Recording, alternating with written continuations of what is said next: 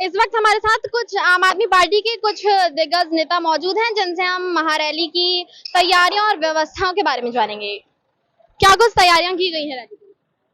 ये जो रैली की तैयारी है, ये देश की एक आने वाले समय में जो इलेक्शन आ रही है उसका परिवर्तन होगा। ये रैली से लोगों को ये समझ लगेगी कि जो पंजाब से और देश से, दिल्ली से एक ऐसी चिंगारी छिड़ी थी राजनीति की, जिसका नाम था अरविंद केजरीवाल जी। उस आदमी को आज देश की एक ऐसी शख्सियत को जेल में डाला गया है। उसकी समझ आने वाले समय में, आने वाले थोड़े दिनों में, जो इस टाइम की मोदी सरकार है उनको समझ आएगी कि किस आदमी को हम जेल में डाल चुके हैं और देश के लोग हैं जो उनसे कितना प्यार करते हैं। ये 2024 की जो इलेक्शन होगी उसमें मालूम पड़ेगा उस चीज़ का। और जो कल की रैली है, जो महारैली है, ये एक स्तंभ है 25-24 की जो इलेक्शन है उसका। यहाँ से एक मूड बनेगा लोगों का कि हमने इलेक्शन में किस पार्टी को जिताना है, किसको आगे लेकर जाना है। ये कल आपको सारी का सारा समझ आ जाएगी। यहाँ एक बड़ा प्रश्न और उठता है कि अरविंद केजरीवाल जी की गिरफ्तारी के बाद क्या पंजाब के चुनावों पर कोई फर्क पड़ेगा? हाँ, पंजाब के लोग हमेशा सच्चाई के साथ, अच्छे आदमियों के साथ जुड़ते हैं और उनकी हमेशा उनके साथ कंधे से कंधा मिलाकर चलते हैं।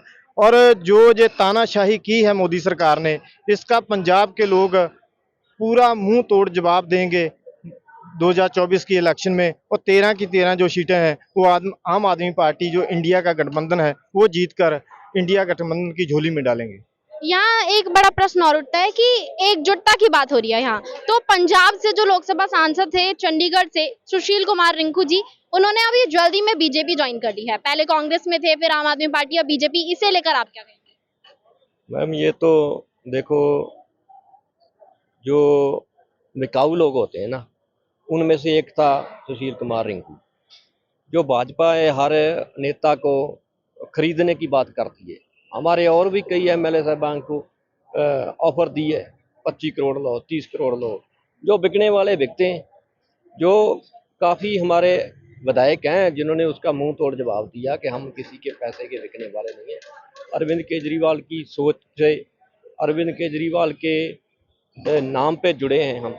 उन्होंने हमें एमएलए बनाया है, हम तो कुछ भी नहीं थे, एक सरपंच नहीं बन सकते थे। तो अरविंद जी ने हमें एमएलए बनाया, हम बिकने वालों में नहीं थे।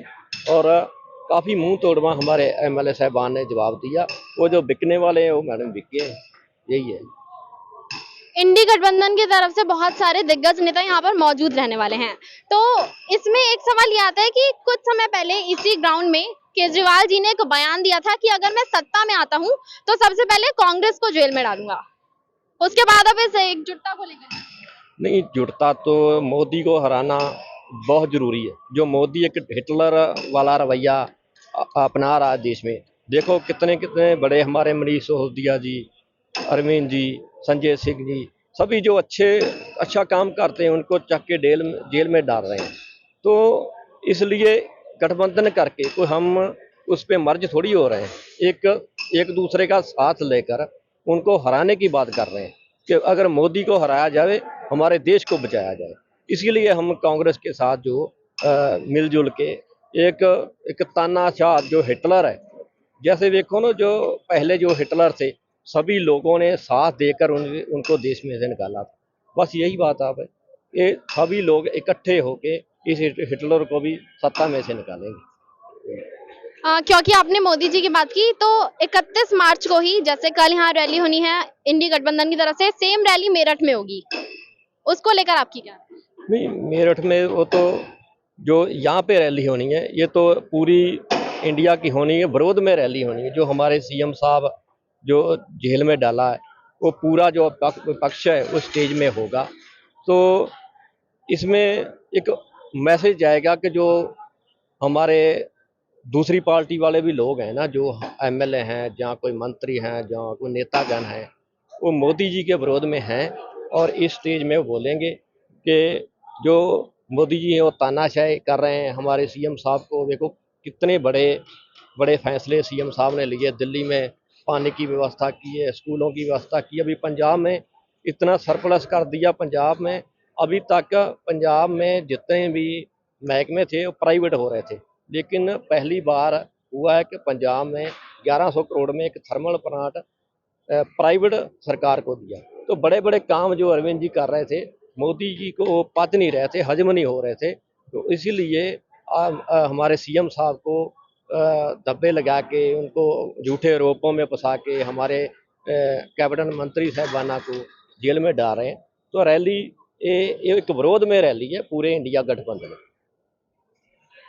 भाजपा का कहना है कि इंडी गठबंधन में फूट पड़ी हुई है, तो इसमें कितनी सच्चाई है? देखो वो रूलिंग पार्टी है अभी के टाइम में, तो देखो ये जो जितनी आप गैदरिंग देख रहे हो, जो कल की प्लानिंग हो रही है 31st की जो रैली हो रही है, इसका मेन मकसद क्या है? मेन मकसद ये है भी जिस तरह से तानाशाही के हिसाब से मोदी सरकार काम कर रही है, उस चीज़ का एक प्रोटेस्ट है। अभी ये चीज़ नहीं चलेगी। अभी बहुत सारे आपने देखा है, पहले जैसे रिसेंटली जो खुलासा हुआ है एसबीआई का, आपने देखा है कितना बड़ा, कैसे उन्होंने टाल मटोल कही, लेकिन ये hats off to the supreme court भी उन्होंने उनको मौका दिया भी पहले आप अपनी रिपोर्ट सबमिट कीजिए। कंप्यूटर के टाइम में कोई ऐसा नहीं होता भी you have to give the detail letter on after 2 month. तो अभी सबके सामने ये घोटाला नजर आ गया है, बिल्कुल क्लियर कट घोटाला है भी। अगर आपको धंधा चाहिए तो चंदा दो, नहीं तो फिर आपका ईडी का फंदा है। तो ये एक तरीका है कैसे आप किसी को तानाशाही से रूल करते हो, पहली बात तो ये। दूसरा, और जितने भी इतने 10 साल से मोदी सरकार चल रही है, बहुत सारे ऐसे फैसले लिए हैं जिससे जो एक डेमोक्रेटिक जो लोगों का राइट होता है और जो लोकतंत्र की परिभाषा होती है, उसको खत्म किया गया है। और आप उनका सीधा देखिए, बहुत सारे उनका नेता ऐसा बोल रहे हैं भी हम वन इंडिया के प्रोसेस में जाएंगे, हालांकि जो भारत है it is A union of states. ठीक है, यहाँ पे जितना भी डेमोक्रेटिक एरिया, हर का अपना अपना कल्चर है, अपना अपना प्रोसेस है, हर किसी का काम करने का, लोगों की अपनी अपनी भावनाएं हैं। तो उसको ठीक है, एक जैसे यूनाइटेड स्टेट ऑफ इंडिया है, यूनाइटेड स्टेट ऑफ अमेरिका है, उसी तरह यूनाइटेड स्टेट ऑफ इंडिया है। तो हर चीज को एक इंडिया के रूप में बांध के रखा हुआ है, लेकिन आप एक खास मेंटालिटी के साथ संविधान को चेंज कर रहे हो। या आपको याद होगा, अगर श्रोताओं को भी, पिछले रिसेंट टाइम में जो संविधान की गलत कॉपी भी डिस्ट्रीब्यूट कर दी गई थी संसद में। तो आप देखिए कहां तक कैसे कैसे छोटे छोटे स्ट्राइक पॉइंट किए जा रहे हैं लोगों को, ये जानने के लिए भी कितना लोगों का प्रतिक्रम होता है।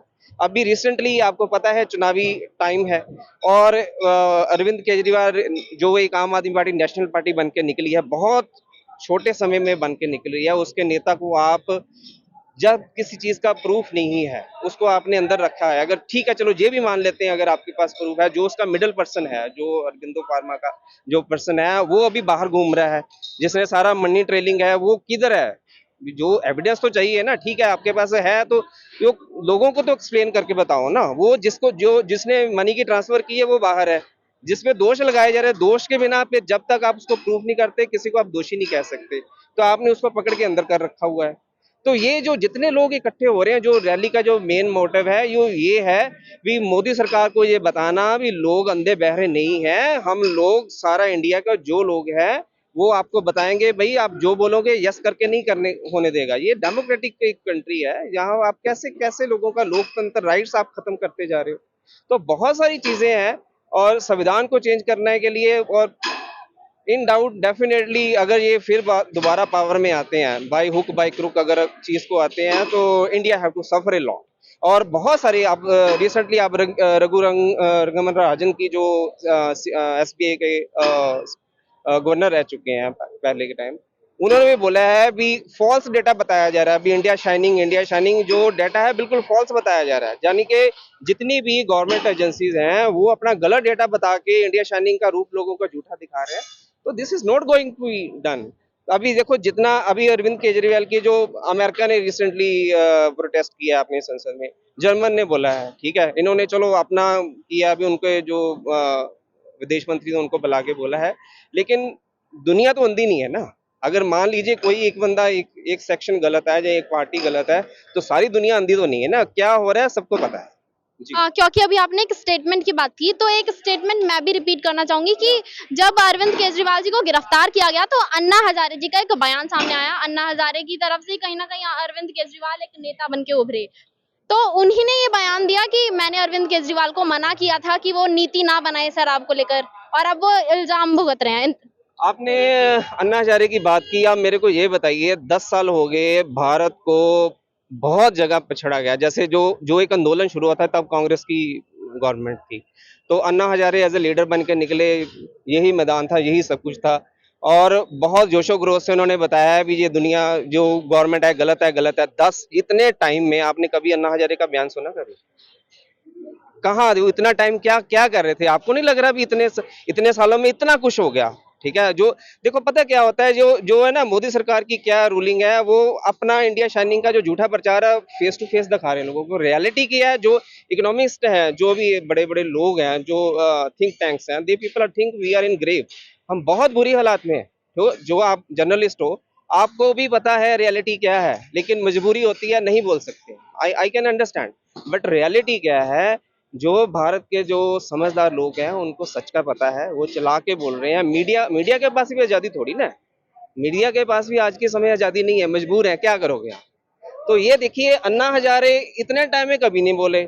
आज के टाइम में अगर अरविंद केजरीवाल को उन्होंने गिरफ्तार किया है, तो ये क्या होता है, एक रिपरकशंस होती है। स्प्रिंग को जितना दबाओगे उतना उछलता है। तो उस चीज को रोकने के लिए, काउंटर करने के लिए अन्ना हजारे का स्टेटमेंट आ गया।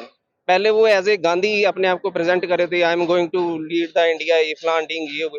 इतने साल कहाँ रहे भैया अन्ना हजारे? अपने आराम से उनको मिला हुआ है, घर मिला, आराम से ऐश कर रहे हैं। तो आई डोंट थिंक सो भी ऐसी स्टेटमेंट की और ऐसी जजमेंट की इन लोगों की कोई वैल्यू है। I don't think so. किसी टाइम उन्होंने किया था जो काम किया था। देखो उस समय जो कांग्रेस सरकार थी, उन्होंने भी बहुत सारी तानाशाही काम किया था, बहुत सारे ऐसे घोटाले थे, बहुत कुछ था। ठीक है, ये नहीं मैं कह रहा भी उस समय गलत नहीं था, क्योंकि कोalition की सरकार थी, तो उसको स्टेबल करने के लिए बहुत सारे एडजस्टमेंट किए, गलत हुई मान लिया। लेकिन मोदी सरकार ने क्या है, यहाँ तो डेमोक्रेसी है ना। अभी किसानों का आंदोलन इतना रो पीट के 2 साल तक उन्होंने रगड़ रगड़ के उनको बाद में जी एक दिन में बोल दिया, कर दिया।